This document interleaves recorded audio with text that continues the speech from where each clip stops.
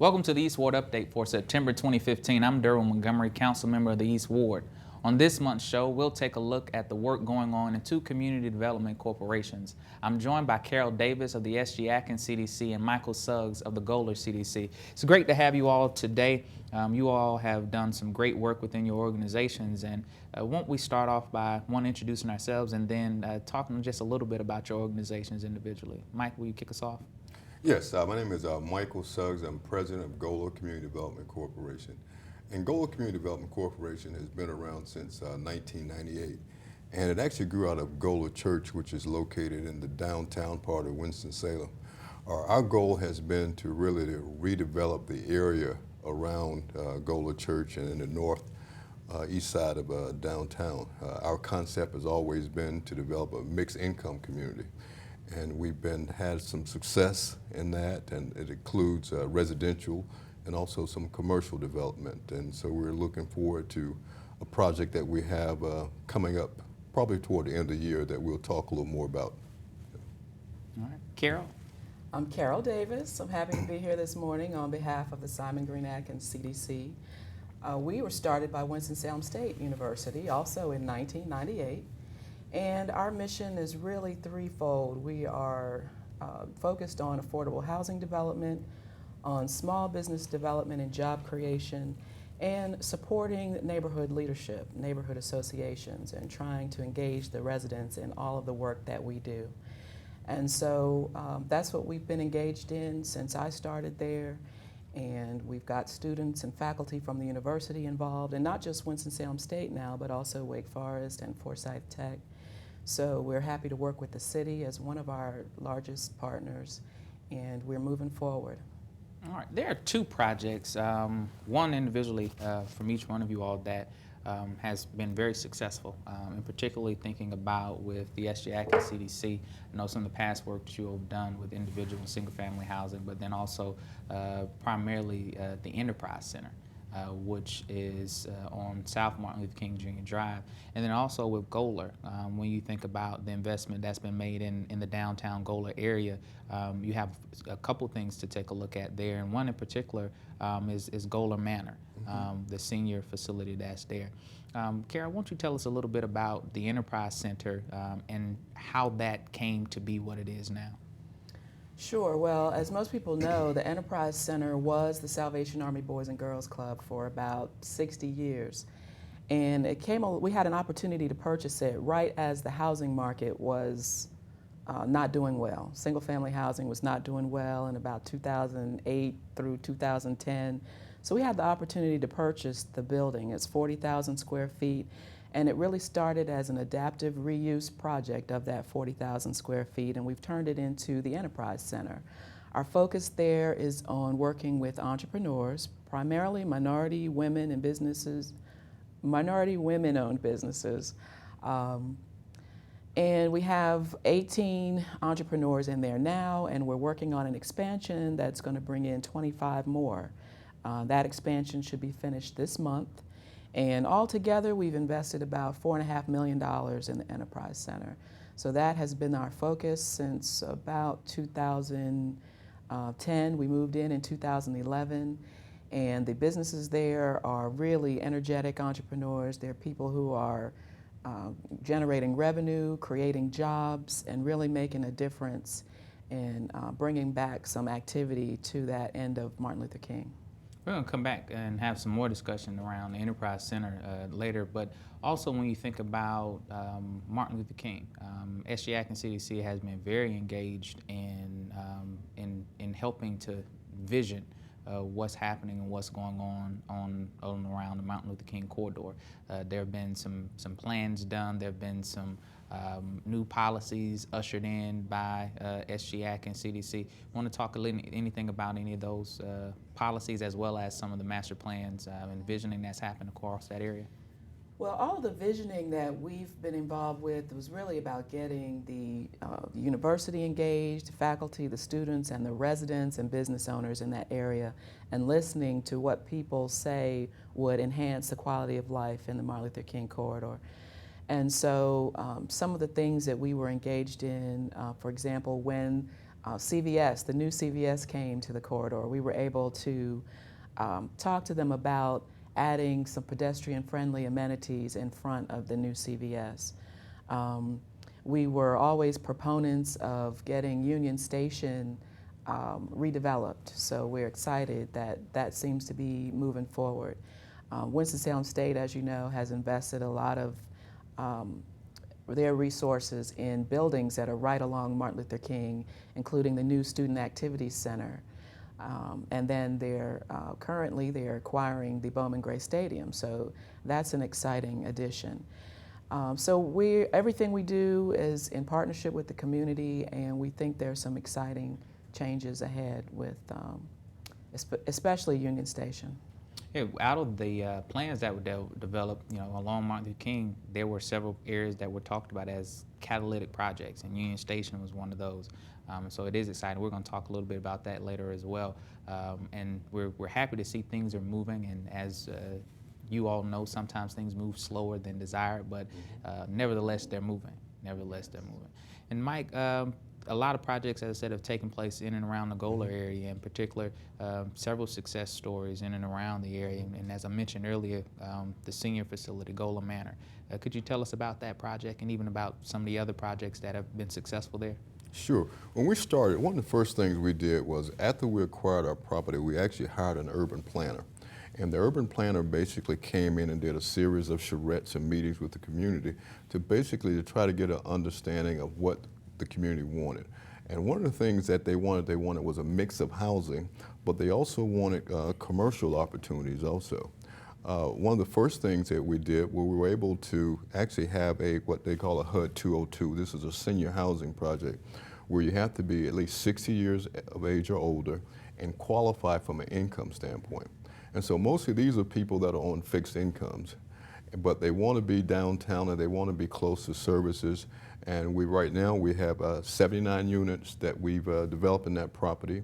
It's totally leased out at this point, and we have a waiting list.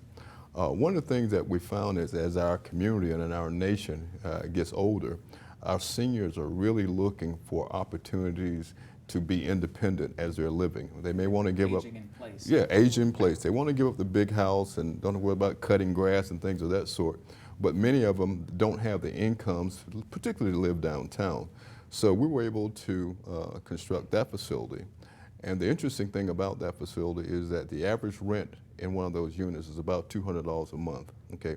And you can compare that with another development that we did, which is next door, called Gallery Lofts. That's a market rate facility. That has 82 units. The average rent in there is about $1,000 a month for one bedroom.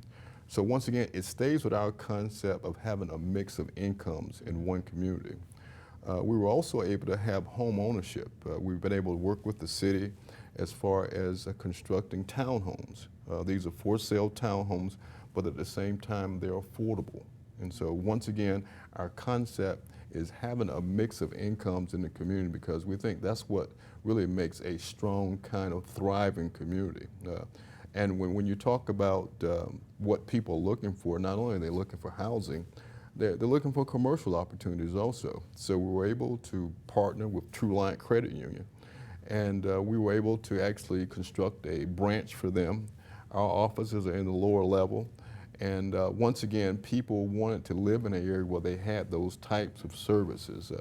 We had I guess the pleasure of being next door to the downtown health plaza, which was already there. So this was the start of our community. And now that what we're seeing is that as the innovation quarter has come into downtown and really been a part of what Winston-Salem is going to be about for the next 20 years, we're just finding that that particular part of town has become a high demand area. But it started with us having a place for our seniors, because we wanted to make sure that our seniors were not left out. Yeah. And I think there's been great success in and around, and I think it's a lot from both of the CDCs to really look at and say that there have been some successes, and those visions and the people's time, your time, as well as the people's time in the community who've invested, that they've been able to see some of the spoils of that effort kind of come into fruition. Know that all of the visions don't come out, as I said, as quickly, or even when they do unfold, they don't always come out the same way that they were originally planned. And sometimes there are adjustments that happen within the process. There are some shifts. Some things that we thought were a bit rigid have to become fluid in order to accommodate and to move towards what we need to do. And so when we look at CDCs in our community today, when we look at the work that's being done, there's a lot that has been done. There's also a whole lot more that still needs to be done. A lot still left on the table for us to do. The landscape is changing for CDCs, funding-wise, and a lot of different elements in terms of how we continue to support our community development corporations to make sure that they're able to do the work that needs to be done in our communities. And so we're going to get an opportunity to talk just a little bit about both of those things, as well as focus in a little bit more on some of the specifics of some of the upcoming projects that people can begin to look forward to, some things that may be already under the way, or some things that we're going to get ready to see some construction or some work going on in the future. So at this time, we're going to take a little break, and we'll come back and we're going to look at the future of both of these opportunities and these organizations. Welcome back. This is the part of the show where we test your recycling knowledge. You have 15 seconds to answer 10 questions. Are you ready, Mike? I'm ready. Which of these can be recycled? Glass bottles. Yes. Garden hoses. No. Food cans. Do. Pizza boxes. Don't. Newspaper. Can. Clothes. Can't. Cardboard. Should. Plastic bags. Shouldn't. Magazines. Blue card. Styrofoam. Brown card. A perfect score! Are you cart smart? Some things just can't be recycled. Remember, only recyclables belong in a recycling cart. A message from the Winston-Salem Sanitation Division.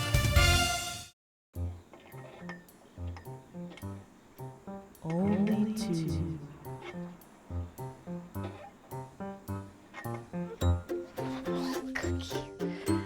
Only two.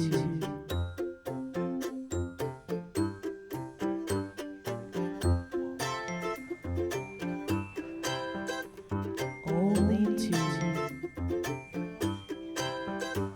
Worcester buses move almost 11,000 passengers every day. Only bring 2 bags so everyone will have room.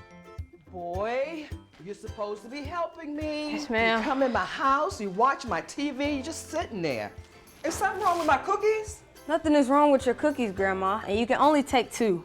To what? 2 shopping bags on the city bus. Don't mess with me. Really, you can only take 2 so everyone on the city bus will have their room. Hey, please. Please. And I'll take this too. Welcome back to the Eastward Update. We've talked about the backgrounds of both the SG Atkins CDC and the Gola Community Development Corporation as well. Now we want to look at the future. We closed out the last segment just talking a little bit about the current landscape being just a little bit different and where it is now. And then we're going to talk a little bit about what some of the current and future projects that we're looking to work on. So what is the current landscape for CDCs in our community, particularly for your 2 organizations that's kind of focusing and leading a lot of the work that's being done by CDCs in the East Ward? Well, first of all, I would say just from a funding standpoint, it's become a challenge because what has happened is some of the traditional funding sources that we've had probably for the last 20 years in community development have really gone away.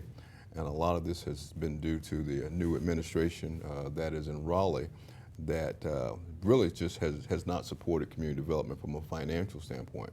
So what you find is that many CDCs around the state and even in our city have gone out of business, frankly, because the funding is just not there to do the work that we've been doing.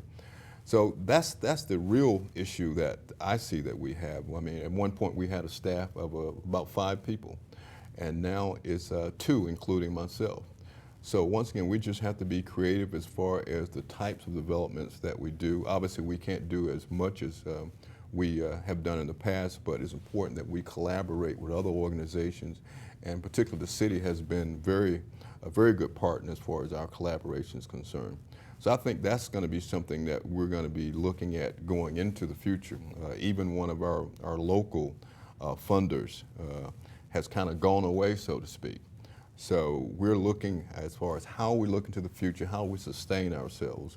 And what that means is that some of the good work that we've done in the past, frankly, it won't be at the level that we have been in the past. And I think more and more you're going to see CDCs operating more like for-profit companies, because that's really the only way we're going to survive. Well, I agree with what Michael said partially. The funding, some of our traditional funding streams have gone away at the state level. And that just puts the challenge on us to look outside the area.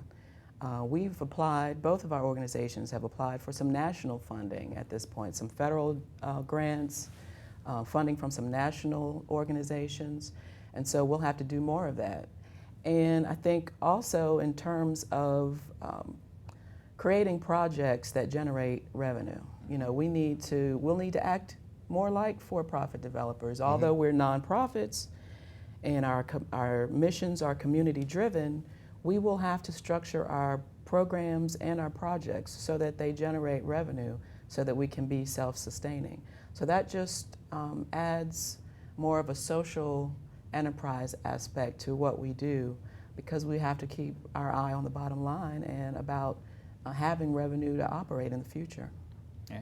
And I don't think anyone can honestly challenge from a very good standing the work that particularly the two CDCs that you all represent have done, and say that it hasn't been good work. In particular, if you look at that work that's been done, arguably, if you all didn't do it, a for-profit developer would not have done many of those projects. But it is because of the social and mindset and the mindset of understanding the economic and social construct of the neighborhoods and the communities that you all work in, that you all can understand the necessity for it and did the extra work that sometimes some of the other developers just walk past because it's more work than they would want to do, or it's going to take more money than they're willing to put in to make the projects happen.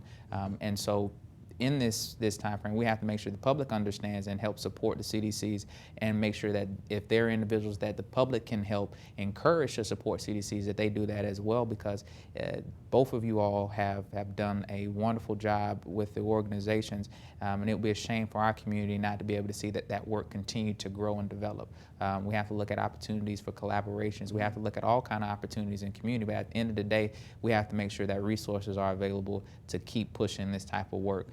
Because again, many of those things would not have happened if it was dependent on just the private sector.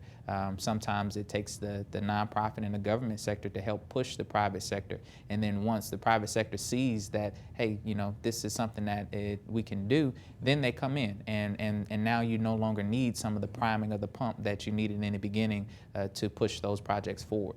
So I think that in some of the areas we're at the place where private sector is coming right in and they're seeing the opportunities. In other parts of it, we're still needing a lot of that push before the private sector comes to understand that this is a real opportunity that we have. And sometimes it's collaborations with private developers and CDCs and others, and I think that's the way some of you all have been successful in doing work now. And leading into that, we have a couple projects now that I think will continue to help the community see the need and the value of community development corporations, and particularly both of your organizations, and the impact of what you all are having on community. When we look at Martin Luther King Corridor, we see projects moving along in that area. A couple of those catalytic projects that we're seeing in the visioning and master plans around Martin Luther King that have been identified in the past, such as Winston Mutual building and that kind of stuff. We now see that being utilized in a different way. We see Union Station now being master planned and preparing for development. We see the next phase within the Enterprise Center. So Carol, what in this place do you see as the current and future opportunities when it comes to the SGAC and CDC?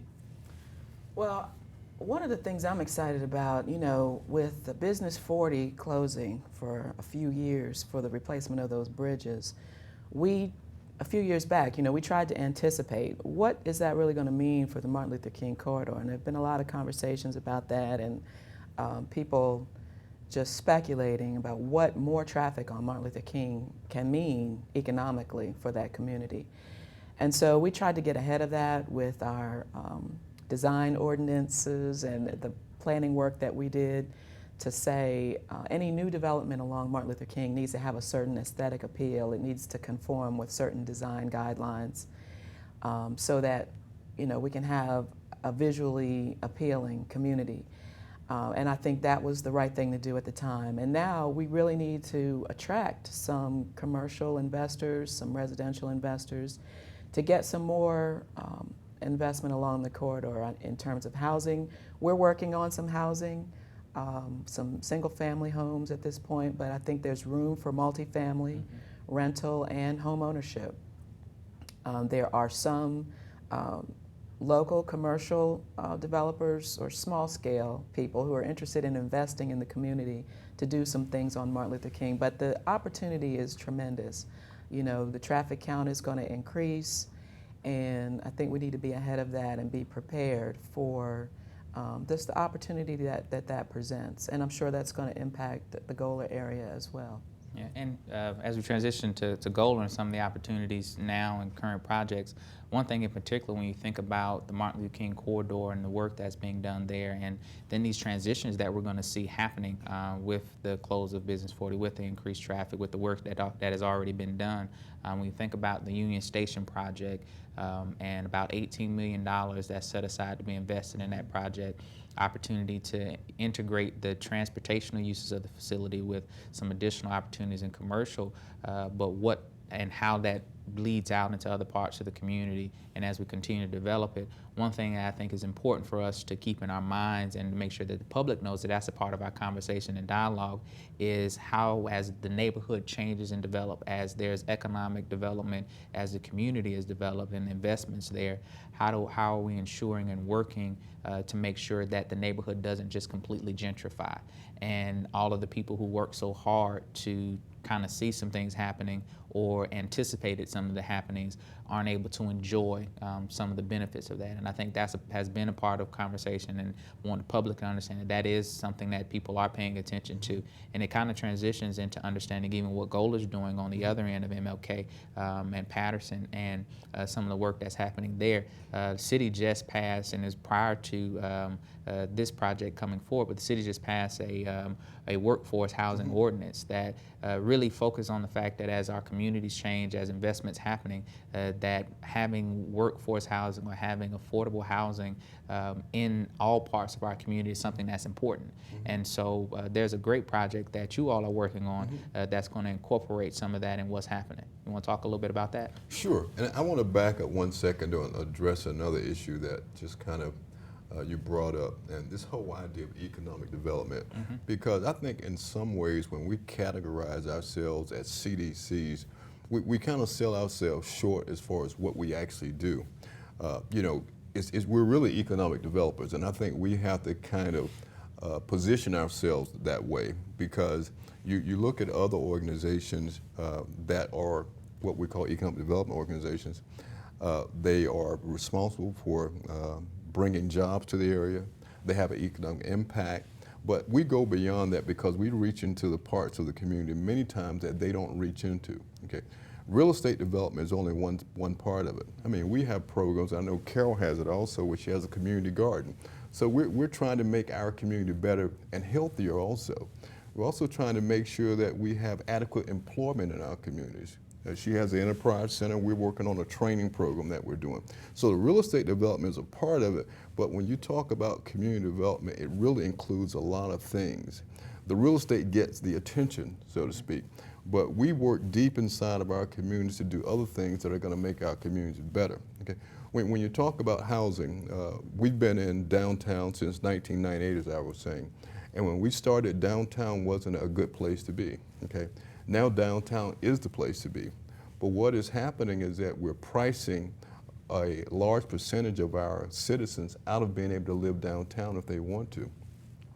Very consistent with our concept of mixed income, we're doing a development with actually a developer out of Charlotte. And this is a mixed income development. I think it's probably the first time one of this type has been done in Winston-Salem. And you're right, Councilman, the city passed an ordinance basically that kind of set some limits on what that affordability piece should be. We have well exceeded that in our development. 25% of our units will be what used to be called affordable. You know, affordable has almost taken a negative connotation now. You know, it's bad that it's happened that way. But anyway, the new term is workforce, because these are people that work, they just don't make a lot of money, okay? When people think about affordable housing, for some reason they think about it as poor people's housing, okay? That's not necessarily the case. These are people that, You know, it could be a fireman, it could be a policeman, it could be a teacher. Okay, these are folks that that work. They just don't make a lot of money. So why should we not have facilities that they can enjoy, as well as people that make a lot of money? Okay, this particular development will have 115 units. We're scheduled to start construction before the end of the year. And I say we're scheduled to because what you'll find is that, particularly in community development, the hardest part is getting the financing together. Okay, you know, you can draw the pretty pictures and get your construction folks together, but at the end of the day, the banks have got to say, or whoever your fund is, that this is something we're going to back. Okay, we're very close to that at this point, and right now we're scheduled to break ground before the end of the year. Okay. We are working with a developer out of Charlotte called Laurel Street Residential. Okay, now they have done mostly what are tax credit types of projects. This is different. This is a market rate. You go to the bank, you get your financing kind of deal, which is once again something new. We had thought about applying for tax credits, but even the way the tax credit system works, they will only allow you tax credits if 100% of your development is affordable. Okay, we wanted to do a mix because once again, our whole concept is a mix of incomes because we think that's what really will provide you with the best outcomes. I think all the studies recently have shown you that if you just warehouse a lot of poor people in one part of town, those are not good outcomes. People have to have something that's aspirational. And so that's why we're excited about this development, because once again, we're going to have people of different incomes living in the same community. Okay. So that's once again scheduled to start before the end of the year. We'll probably have about a year and a half of construction. And so I would expect it would be online at the end of 2016, early 2017. All right, and some really great work. And as you well know, workforce housing and access to housing is something that I'm personally very passionate about in our community, because at the end of the day, being able to have a place to call home, whether it's an apartment or a physical single-family house, when you work every day, and something that is worth living in, I think it's something that helps bring just a sense of dignity and pride to individuals. And we have to look at our community, and we look at becoming a great place to live, work, and play. How do we make sure we provide that opportunity for everybody to have? And I'm happy that we have CDCs in the community that have the forethought to begin to think about that and make those type of investments and partnerships that help pull those opportunities together for us. And as you said, you all do work, and we see physical buildings that come up, and we see those properties that happen. But the great thing about, I think, the community development community is that, yes, the buildings come, but there's also the investment in the people. People are also being developed in that, from the programs that you all do at Golar, from working with minority contractors, for doing other training programs, from helping people start businesses at the Enterprise Center, training classes and other courses that are done there for them. There's opportunity for people to be developed so that, yes, the house looks good, yes, the building looks good, but also the person has become developed, and they're better because of the physical structure, but also because of the personal development that has happened in the community. And I think that is those are the things that we have to continue to do and continue to make those investments in our community. But I'm happy that you all came to have some conversation with us today, to tell a little bit about what's happening and what's going on with you all. Is there anything else you'd like to share before we call it a do here? Well, I would like to say, just emphasize that the Enterprise Center is adding 25 more offices to our project there, and we're going to have a great computer technology lab there. We're going to have space for more community meetings. We're going to have an IT professor who's going to do mobile app workshops for businesses that want to incorporate mobile applications into their business plan. We're going to have some graphic design work going on there for people who need websites and marketing materials. And of course, we have law students from Wake Forest who are going to be there 2 days a week, helping the entrepreneurs address any legal issues that they have or need research on. So we're excited about our expansion, and it's really a great place to grow your business. You get to network with like-minded entrepreneurs. There's a lot of networking going on, a lot of idea sharing. We had a chance to provide about $200,000 in micro loans to those businesses to help them grow. So it's really an exciting place to be, and every day is different. And we're just enjoying the opportunity to have that program in the community. Great. Yeah, I think the last thing I want to say is that we're really looking to branch out to other parts of Winston-Salem, because as we look around, there are a lot of other parts of our city that needs development. And when you think about what's keeping development from happening, many times they don't really have some of the assets they have in other communities, or at least they don't leverage these assets. But when you think about where people decide to live, they look at what kind of school they have, you know, how close is the next grocery store, drugstore. Those are the kind of things we have to think about also, because as we push this concept of mixing our incomes, we got to make sure we have something to offer folks to make them to want to live in that area. Is my property going to appreciate, or will I lose money? I mean, so those are the types of things that we got to look at when we look at community development, economic development, making sure it's a comprehensive kind of plan. And those are the kind of things that we're talking to some of the other folks in the city about GOLA going out and doing things in those parts of town, because we're excited about how the concept has worked in the downtown area. And we'd like to now push it further into some of our neighborhoods that have been neglected for so long. Yeah, I think we have some grand opportunities. There's some great work that's happening going on, and I look forward to the future of both of your organizations and the future impact of the communities that you're doing work in, and the people who are being impacted by what you all are doing there. Again, I want to say thank you to our guests today for coming and sharing with us about the work that they're doing. You can see this show in its entirety on the city's YouTube channel. Find us on YouTube at Winston-Salem City Gov. And remember to subscribe to the channel. Thanks for watching.